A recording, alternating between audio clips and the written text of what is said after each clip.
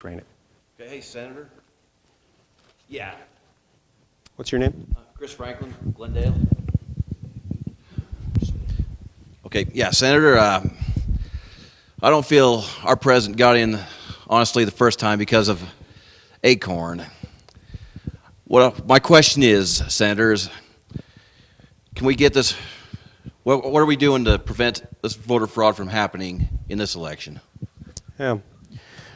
So the question is about voter fraud. What can we do to prevent voter fraud from occurring in this next election, particularly the presidential election? Like most laws that govern most of our day-to-day activities, the laws and the regulatory bodies that control voting in America are actually at the state level. So each state has its own system that sets up the voting booth, and that monitors voting and that prevents voting fraud. Some states do a pretty good job of this. I think our state does a pretty good job.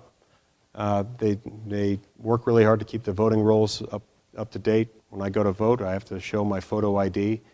I think they do a good job. There are other states that are a lot more lax than that. This is one of the realities of living in a federal republic, where you've got 50 separate, independent, sovereign state governments. I suspect that in some states there's a greater risk of voter fraud than others. In some states there's probably going to be a greater risk of voter fraud than ours. Unfortunately, we can't control what other states do.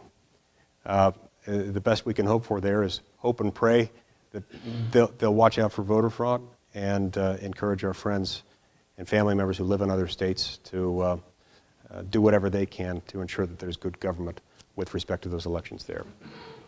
We shouldn't be able to control those states doing it. The federal government is suing every state who's recently tried to start having them. And therein lies the great irony. So you've got some states that have enacted voter fraud prevention laws, and then you've got the federal government driven by people who think that the federal government's powers really know no boundaries.